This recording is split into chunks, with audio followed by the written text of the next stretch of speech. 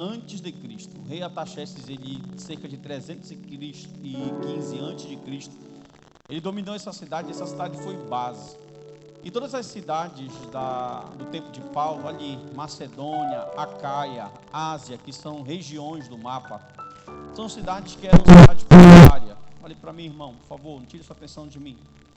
Corinto era uma cidade portuária, Éfeso era uma cidade portuária, Tessalônica era uma cidade portuária. Por quê? Simples.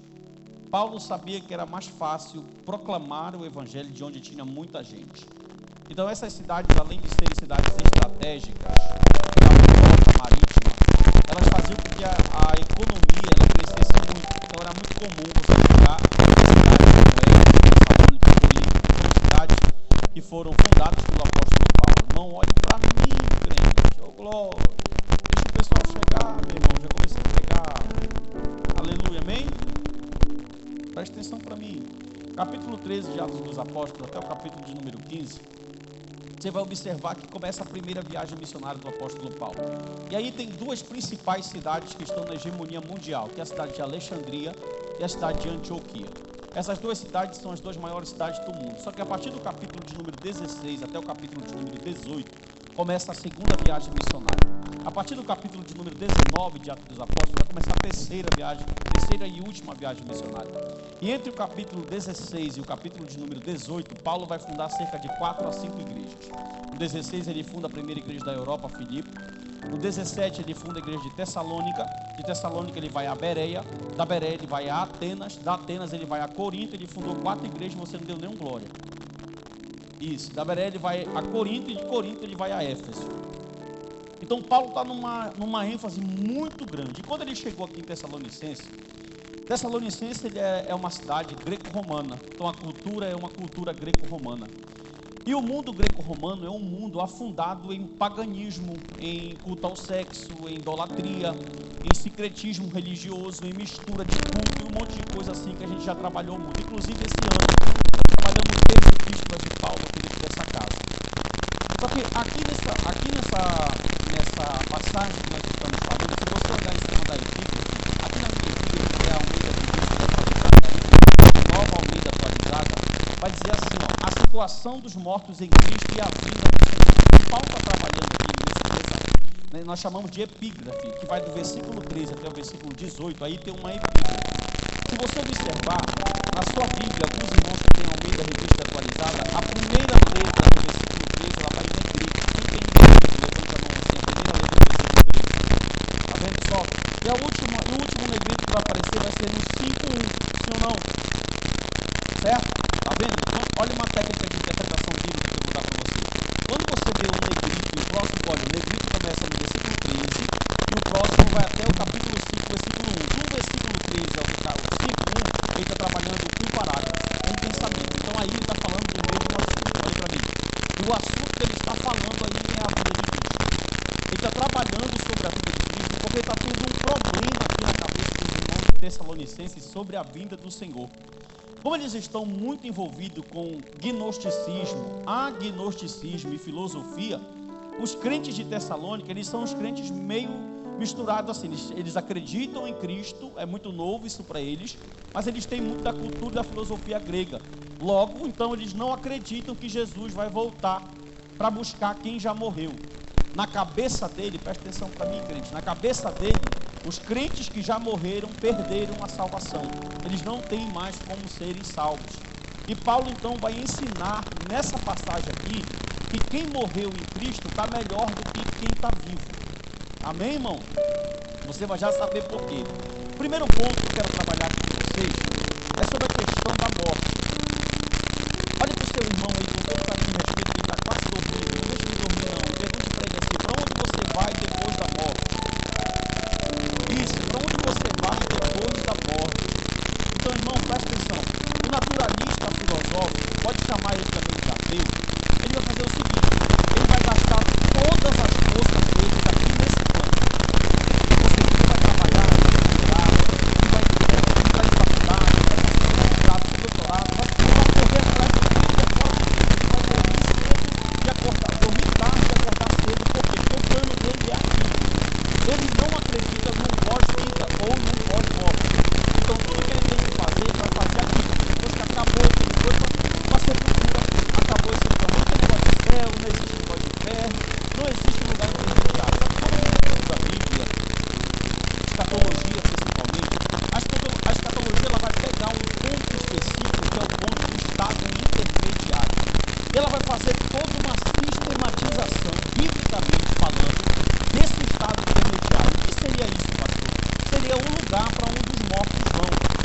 Aonde é que a Bíblia coloca os mortos? Aonde é que estão os nossos irmãos agora que morreram? Com Jesus e sem Jesus. A Bíblia vai falar alguma coisa disso? A Bíblia vai falar. Preste atenção. Quando se pega na Bíblia Sagrada para falar de estado intermediário, aí vão nascer N e N teorias. Já tem os irmãos que já foram sujeitos do inferno. Já tem os irmãos que já foram no inferno 18 vezes. Já foi os irmãos que já teve um pastor na África, só para você ter uma ideia. Teve um pastor na África que ele disse, irmão, que ele brigou com o diabo e matou o diabo. Então vai aparecer um monte de crença, mas preste atenção. Quando se trata de além, ninguém voltou até hoje de lá para contar como é. Amém ou não amém? Por isso que nós temos inúmeras teorias, porque ninguém nunca voltou de lá para contar como é a situação, certo? Então a Bíblia vai trabalhar, por exemplo, o problema, irmão, é que quando nós pegamos a Bíblia, a gente vai ler. Quando você vai no Antigo Testamento, a palavra mundo dos mortos, sepultura ou abismo, ela é um verbete hebraico chamado Sheol.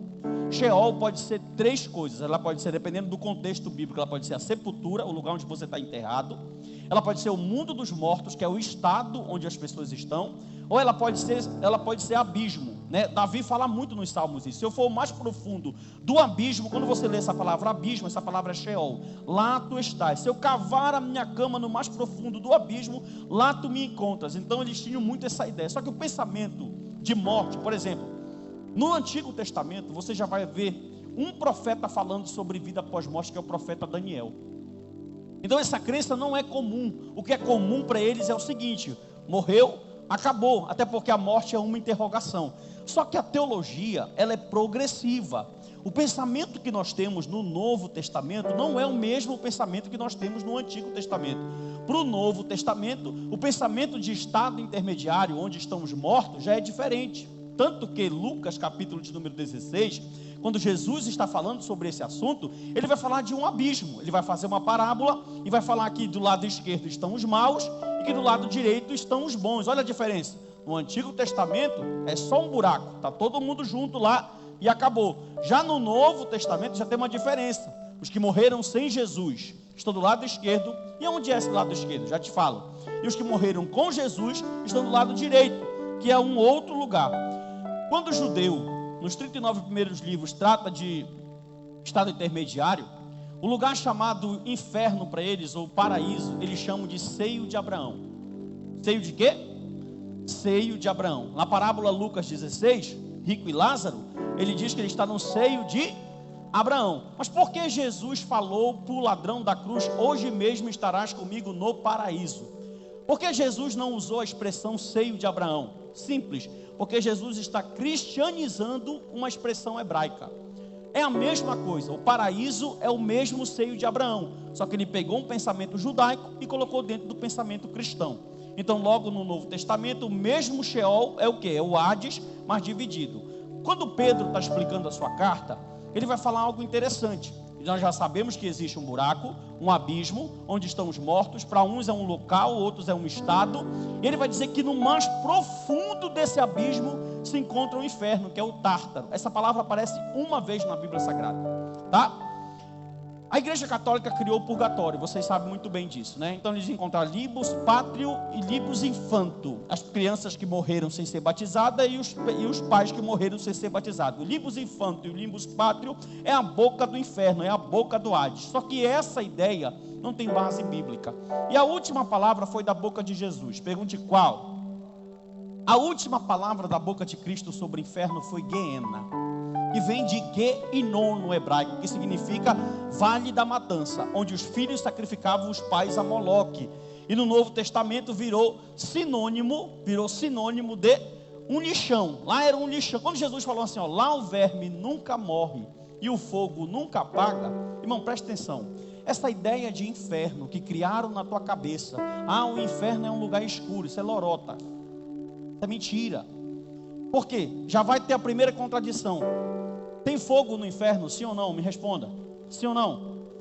Fala, irmão, está com medo de errar? Você pode acontecer duas coisas: você acertar ou você errar, sim ou não? Olha como é ilógico. Se tem fogo no inferno, não pode ser escuro. Onde tem fogo, tem luz. Então criar outra coisa, quem vai para o lugar de estado intermediário não é teu corpo, é a tua alma. É o teu o quê? É a tua parte imaterial. Então para que fogo? Fogo queima espírito? Não queima. Então João está fazendo uma ilustração com o pior tipo de morte que tem. Qual era o pior tipo de morte? Ou era crucificado, ou era queimado numa estaca de cabeça para baixo. Logo nós entendemos que o inferno é um lugar que não é um lugar físico, mas é um estado onde as almas estão. Aí vão nascer as duas teorias: a teoria do sono da alma e a teoria dos crentes que já estão ativos. Por exemplo, se você conversar com um crente reformado, batista, presbiteriano, eles acreditam que as pessoas que já morreram, com ou sem Cristo, já estão conscientes, ou no inferno, na parte esquerda do Hades, sofrendo já, ou no céu já gozando com Cristo Jesus. E aqueles que acreditam que os mortos estão todos dormindo, esperando o toque da trombeta. Está vendo como é complexo? Imagine os crentes ouvindo isso pela primeira vez e por carta. Os crentes de Tessalonicenses não acreditam. Tanto que Paulo está escrevendo porque eles pensam que eles estão desiludidos. Alguns crentes, aqui nesse contexto do capítulo 4, já estavam vendendo as suas propriedades, irmãos. Eles estavam vendendo seus negócios, seus comércios, se desfazendo das coisas, porque eles já estavam esperando Jesus para ontem. Eles não esperavam Jesus para muito tempo lá na frente, eles já esperavam Jesus para agora. Então eles tinham uma expectativa, olhe para mim. Eles tinham uma expectativa que Jesus voltaria entre 10 a 30 anos, mais ou menos. Então eles começaram a fazer o quê? Eles começaram a vender suas propriedades, se desfazer de tudo que tinham, colocaram aos pés dos apóstolos ou dos representantes da igreja e começaram a viver integralmente para Jesus. Só que as pessoas começaram a morrer. Amém? Ninguém gosta da morte, né? Só que as pessoas começaram a morrer. Como as pessoas começaram a morrer, eles começaram a ficar iludidos. Espera aí, as pessoas que estão morrendo, onde é que elas estão indo? Elas perderam a salvação, porque na cabeça deles tinha que estar vivo para ver Jesus voltar. Aí Paulo vai dar um show aqui de estado intermediário, que a gente vai tentar falar rapidamente. Vamos lá, versículo de número 13, por favor. Olha só, irmãos, não queremos que vocês ignorem a verdade a respeito dos que dormem. Presta atenção, eu não quero que vocês ignorem a verdade a respeito dos que... Mas qual era a verdade para eles? A verdade para eles era que esse corpo, olha aqui, crente, era a prisão da alma. Então quando uma pessoa morria, ela estava liberta e simplesmente para viver um processo de reencarnação. Há um filósofo grego que viveu muito tempo antes de Paulo, chamado Demócrito. E Demócrito, ele é o responsável pelas ideias de Allan Kardec, o pai do espiritismo francês, que influenciou todo mundo, só para você ter uma ideia. Então eles tinham mais uma ideia de reencarnação do que de ressurreição. Logo, tanto o judeu como o grego não acreditavam em ressurreição. Só que Paulo agora vai entrar com uma doutrina chamada ressurreição. Ele vai dizer assim: olha, eu não quero que vocês ignorem a verdade a respeito dos que dormem, para que vocês não fiquem tristes como os demais que não têm esperança. Irmão, uma pessoa que vive sem crer no além, ela vive sem esperança. Como assim, pastor? Por quê? Porque o plano deles, como eu comecei a mensagem, o plano deles é aqui, acabou tudo. Olha, só que o próprio Paulo vai escrever aos Colossenses dizendo: não amontoe tesouro aqui. Olha como a proposta do cristianismo é outra. O cristianismo ensina assim, ó: a gente vive na terra, porque nós não somos fantasmas, mas a nossa proposta é: a gente vive com o corpo aqui, mas com a cabeça lá. A gente vive no plano terreno aqui, mas vive se preocupando. Há uma frase que eu sempre digo nesse púlpito, eu vou repetir mais uma vez. A frase é: a forma que eu vivo hoje vai definir como será a minha eternidade. A forma que eu vivo hoje vai definir como será a minha eternidade. Então esses crentes aqui não tinham esperança. Eles estavam sem esperança. Irmão, a palavra de arrebatamento, olha como, coloca aqui capítulo 4, versículo 18. Eu quero que você leia, capítulo 4, versículo 18. Olha o que ele diz no final. Portanto, depois de falar de arrebatamento dos versículos 13 até o 17, olha o que ele fala. Portanto, consolem uns aos outros com essa... Irmão, presta atenção, você não entendeu o que você leu? A melhor palavra que um crente pode ouvir, você vai virar para o seu irmão e vai falar agora para ele. Você vai consolar ele com essa palavra. Olha, irmão, já era para você ter olhado. E diga para ele assim: Jesus está voltando.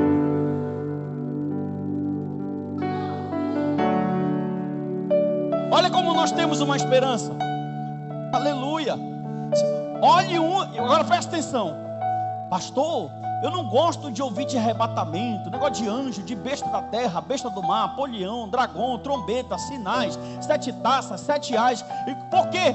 Quando a pessoa não está bem com Deus, ela começa a ter medo. Ela não está bem. Ela sabe que o livro que eu estou pregando aqui não é história da carochinha, é verdade, que ele vai cumprir, ele está cumprindo. Quem falou é fiel para cumprir. Só que quem está, irmão, seguro com Deus, quando ele ouve isso, aleluia, brota nele uma esperança. E Paulo está escrevendo para os irmãos de Tessalonicenses, dizendo assim: olha, não se preocupe com os irmãos que já morreram, porque vocês têm uma esperança, aleluia. Nós temos uma esperança. A esperança não é terrena, irmão. A esperança, ela é eterna, ela é espiritual. Amém ou não amém? Versículo de número 14 e 15, leia comigo, olha só. Pois se cremos que Jesus morreu e ressuscitou, assim também Deus, mediante Jesus, trará na companhia dele os que dormem. E pela palavra do Senhor, ainda lhes declaremos o seguinte, para você dar glória, ó, nós os vivos, tem algum vivo aí? Isso, a Bíblia diz que só dá glória quem está vivo.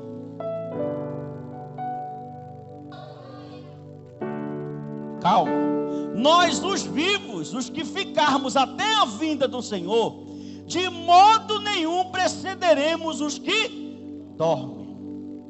Eles estavam tristes, irmão. Por quê? Eles estavam pensando o seguinte, ó: Cristo voltou, e quem morreu perdeu a salvação. Eles pensavam que os mortos estavam em desvantagem. E se eu te falar, presta atenção, quem já perdeu um parente aqui? Levante a mão. Quase todo mundo já perdeu um parente, né? E perdeu, quando perde no Senhor, já dá aquele ar de consolo. Sim ou não? Mas quando perde sem o Senhor, nós temos um defeito muito grande. Pergunte qual? A gente é acostumado a colocar a gente no céu e no inferno. A gente é campeão disso, irmão. Te olha para o irmão que era piedoso, esse aí está perto da bota de Abraão, esse está perto de Paulo, esse aí está perto de Cristo, esse aí é o cara. Isso não cabe a você. Da mesma forma que a gente pega um ladrão da cruz e fala, esse aí está cheirando já lá o tridente do diabo no inferno, e já está misturado com Satanás. Uma vez uma pessoa chegou comigo e falou assim: eu sei que eu vou ver o Michael Jackson quando eu chegar no céu. Será que ele vai falar, né? Presta atenção para mim aqui. Aleluia. Irmão, isso não cabe a nós. Só que os crentes aqui, eles estavam perdendo a esperança. Irmão, olha que coisa linda. Paulo está pegando uma pena, uma caneta. Olhe para o seu irmão aí, por favor, e pergunte assim para ele: o que é que você faz com seus momentos de ansiedade e de desconforto?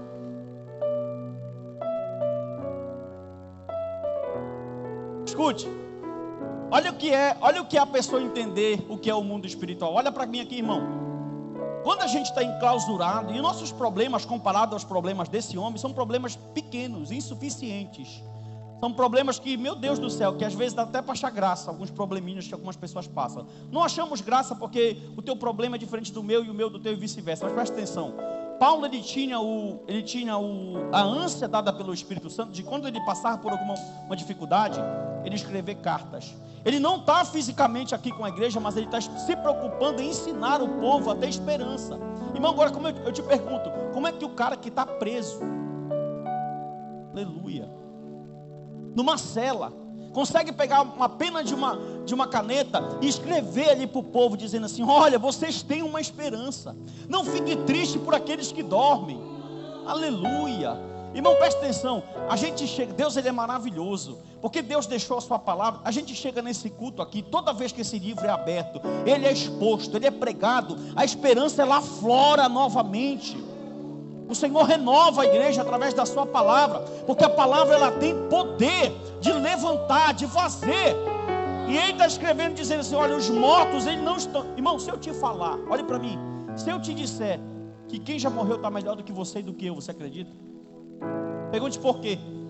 Porque eles não apostatam mais, já estão guardadinhos. Falso profeta não engana mais ele, Lula não engana mais ele, comunismo não engana mais ele, nada engana mais eles. Não engana, irmão. Eles já estão guardados. Eu e você ainda estamos batendo bom combate, lutando a cada dia, pelejando aqui nessa terra, sim ou não? Então quem já morreu só está esperando a trombeta tocar. Aleluia. Escute, só que os crentes de Tessalonicenses pensaram assim: não, Jesus vai voltar e só vai voltar, subir com ele na parúzia quem estiver vivo. E Paulo fala assim: não, aleluia, nós que estamos vivos não precederemos os que dormem. Irmão, preste atenção, leia o verso 16 e eu vou te ensinar algo aqui. Dá um glória aí para ajudar o pastor. Porque o Senhor mesmo, dada a palavra de ordem, ouvida a voz do arcanjo. Essa palavra grega, palavra de ordem, é a palavra keleusma. Repita comigo, diga keleusma. É a pilha, Mateus?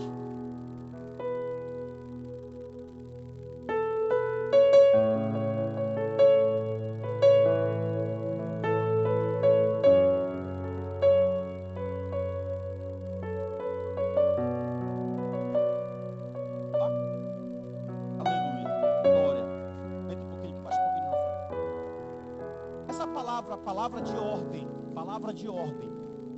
A palavra grega agora é a palavra grega keleusma. Diga keleusma. Sabe o que significa isso? Ela tem dois sentidos. Keleusma poderia ser um comando militar ou um comando naval. Era quando o governante saía na frente gritando com o exército: marchem! Ou o comandante do navio. Ou seja, o que Paulo está falando, palavra de ordem aqui, ele está falando de um sonido alto. E olha o que ele diz, que quem vai narrar isso, dar esse brado, é um arcanjo. Glória. E um arcanjo na Bíblia não é um anjo qualquer, ele é um anjo principal. Ele é um anjo de guerra, ele é um anjo de peleja. Irmão, o versículo 16 é algo tão grande, que o que vai acontecer no planeta Terra é tão fora de série, que quem está morto a terra não vai segurar. Misericórdia, Jesus. É tão forte o que vai acontecer, quando dá o brado, pá, a morte vai ter que largar de qualquer jeito. A cinza que foi cremada e foi largada no mar vai ter que voltar para o lugar de qualquer jeito. E quem morreu, meu Deus, aleluia, porque o Cristo que está vindo agora para fazer isso aqui, ele não é aquele que veio humano, que algum bateu na cara dele, pá, cuspiu, tchá. Profetiza quem te bateu, profetiza quem te cuspiu. Meu irmão, o que vem agora? Ele vem glorificado. Escute, quando eu entendo esse texto aqui, a gente já começa a entender. O homem que pisou a lua, o homem que pisou na lua, existem teorias. Para alguns eles nunca foram à lua e para outros eles foram à lua. Mas o homem que supostamente pisou a lua, olhe para mim, estava em Jerusalém. E lá em Jerusalém, na porta do templo de Jerusalém, tem escadas e muralhas. E ali nós temos três períodos. Nós temos um período no tempo de Salomão, nós temos um período do tempo de Cristo, e nós temos o período atual. E ele pisou nas escadarias do templo no tempo que Jesus esteve encarnado aqui. Já pensou o privilégio? Quando você vai a Jerusalém, você está dentro da Bíblia. Olhe para mim. Quando esse homem que foi à lua, supostamente foi à lua, pisou aonde Jesus e os apóstolos pisaram, na porta do templo, ele disse assim, ó, abre aspas: o maior acontecimento da história não foi o homem ter ido à lua. Aleluia. Levante a mão, irmão. Levante a mão, porque você tem uma esperança. Aleluia. Ele disse: o maior acontecimento da história foi Deus ter vindo do céu e ter pisado aqui nessa terra. Isso impacta, levante a mão, isso impacta a nossa geração, isso impacta a nossa vida. É isso, Iberson, que faz Paulo estar preso, aleluia, e pegar uma caneta e dizer: ei, eu estou preso, mas eu tenho uma esperança. Quer ver uma coisa? Eu já falei diversas vezes isso aqui nesse púlpito. Levante a mão. Podem prender o pregador, podem prender o anunciador, podem prender o pregoeiro, mas está para nascer uma corrente que prenda o evangelho. Está para nascer uma corrente que prenda o evangelho. Aleluia. E os crentes de Tessalonicenses, meu Deus, mamãe morreu. Você verá sua mãe que morreu. Você verá seu pai que morreu no Senhor. Você verá seu filho que morreu. Você verá seus irmãos que morreram. Você verá aqueles que morreram com Cristo na fé. Porque Jesus deu uma esperança dizendo, olha, aquele irmão, olha como Deus é. Escute, Deus sabe o amanhã, sim ou não? Sim ou não? Então Deus vai lá, de repente ele tira o camarada de uma vida errada. O camarada torcer para o Pai Sandu. Ele fala, não, eu vou levar esse cara para ele não torcer mais para o Pai Sandu. Ele pega, mata aquele camarada e guarda ele lá, para o arrebatamento. Olha para mim, estou brincando, irmão. E guarda ele para o arrebatamento. Por quê? Se Deus deixar aquele camarada ali, Deus já sabe que amanhã ele vai se desviar. E como Deus não perde os seus? Aleluia. E vê uma coisa, a gente chora porque a gente é apegado com essa terra. Olha, por que a gente é apegado com essa terra? Você já leu Gênesis?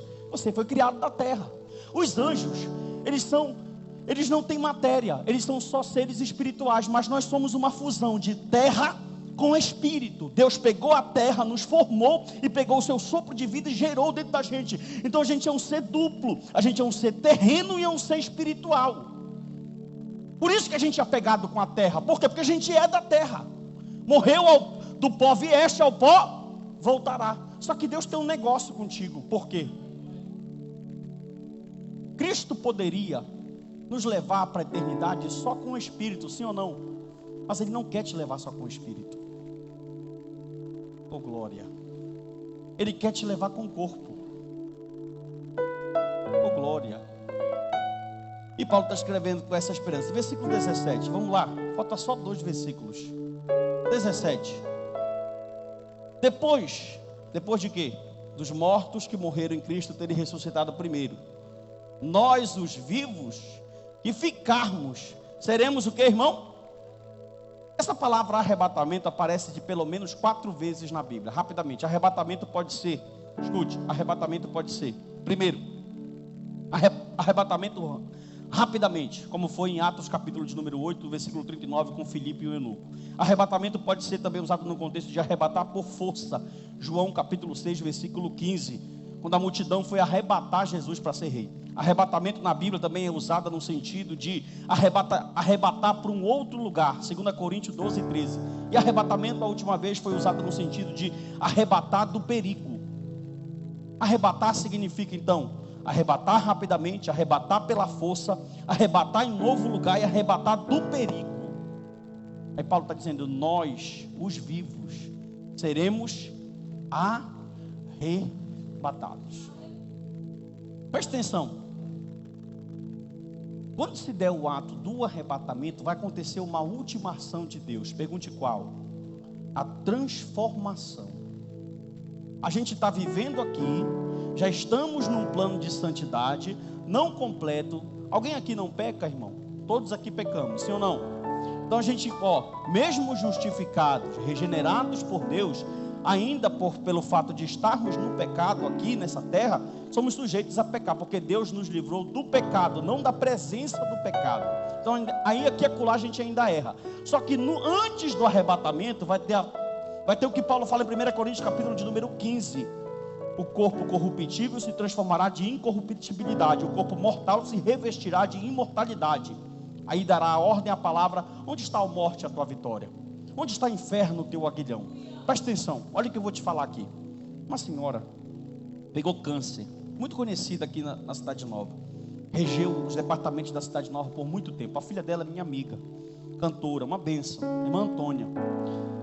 Essa mulher, ela morreu de câncer. Porque tem crente que pensa, irmão, ele não morre porque ele é crente, ele não pega doença porque ele é crente. Ah, pegou doença é o diabo. Que diabo, meu irmão? O diabo não tem legalidade na tua vida.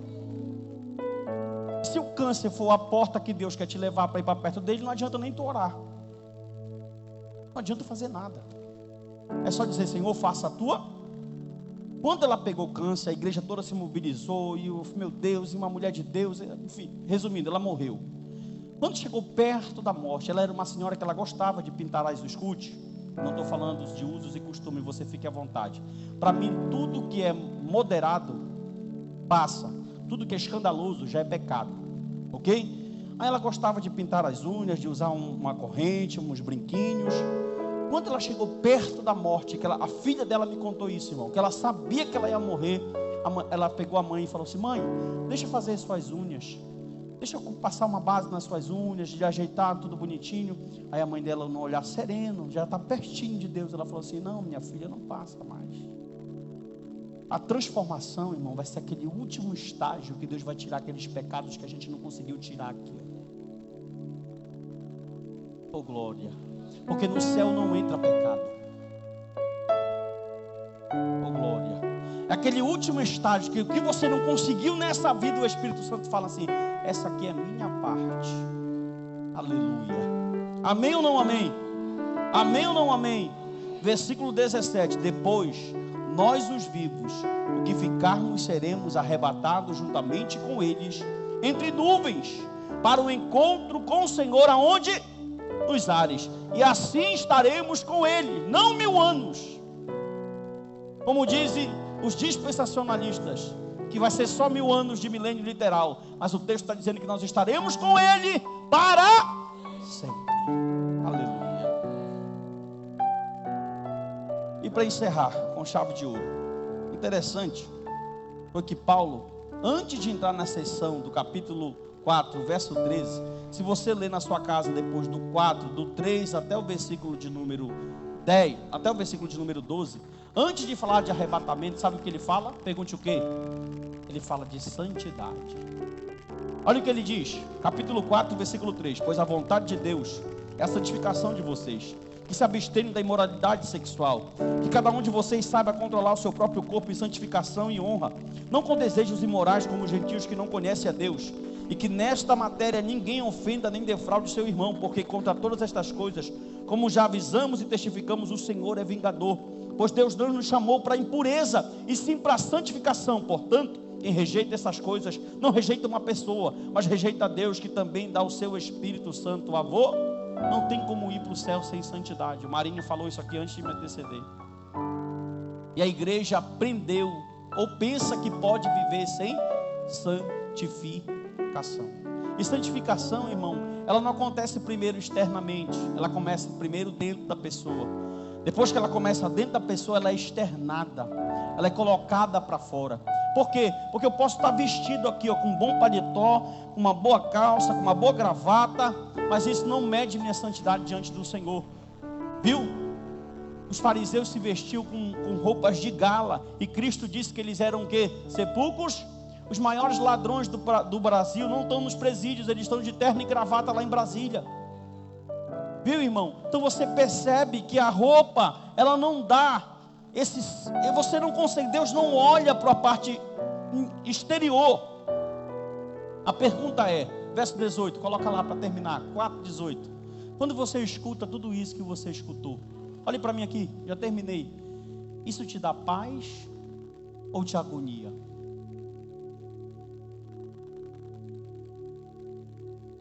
A mensagem que eu trouxe hoje para você, ela te traz paz, ela te consola, ou ela te agonia?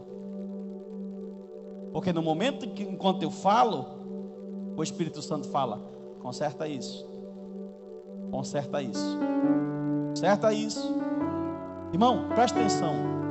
Quando Paulo diz que quem está em Cristo, nova criatura é, não existe nenhuma possibilidade do homem viver um novo plano se o Espírito Santo não abrir os olhos dele.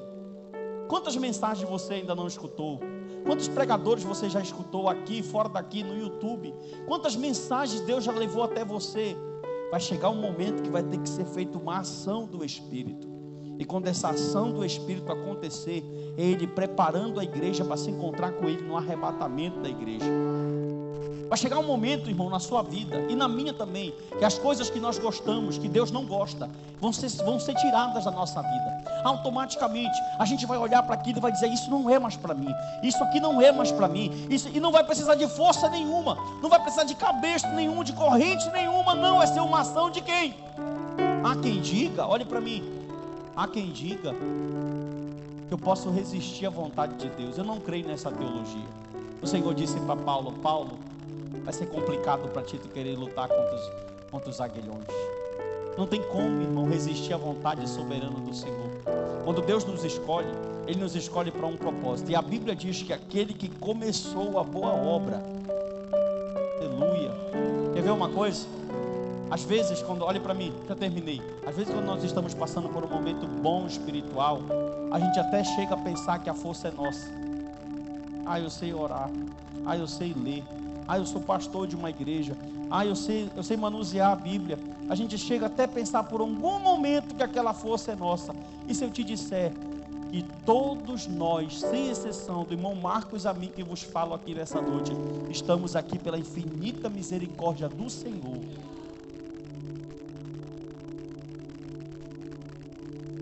Oh, glória. Sabe por que você ainda não desistiu? Sabe por que eu ainda não desisti? Porque não vivo mais eu.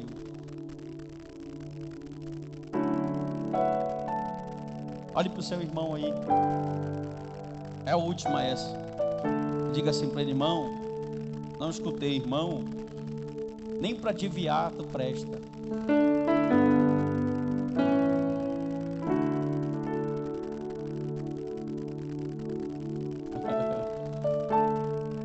Ah, eu vou me desviar. Não vai não, não vai não. Não vai não. Não vai, irmão, não tem como. Ah, pastor, vou largar a fé, vou abandonar. Não vai. Aleluia, não vai. Quantas vezes você já quis largar o barco? Quantas vezes você já quis desistir? Olha você aqui terça-feira, mais uma vez dando glória, levantando a mão, dizendo só o Senhor é Deus, dizendo: Deus, até aqui tu me sustentou. Aleluia. E que os demônios escutem nessa noite pela autoridade do nome de Jesus. E todas as vezes que eles quiserem te derrubar, o Senhor vai te levantar com mais poder e autoridade.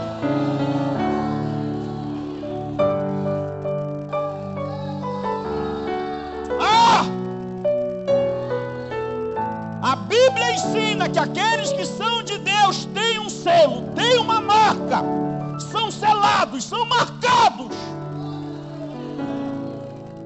Amém?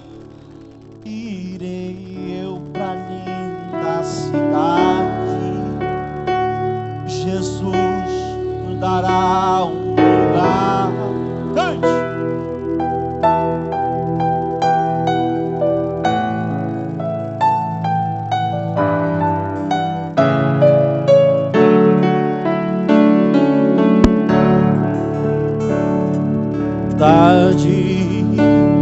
Das glórias que lá hei de ter, oh, que gozo vou ter quando eu vir meu Senhor rodear. Só quem tem essa esperança, levante a mão mais uma vez e diga: irei eu pra linda cidade, Jesus me dará um lugar, com os crentes de todas as idades, a Deus hei de sempre louvar.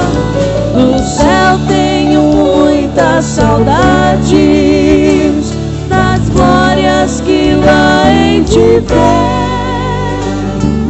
Oh, que gozo vou ter quando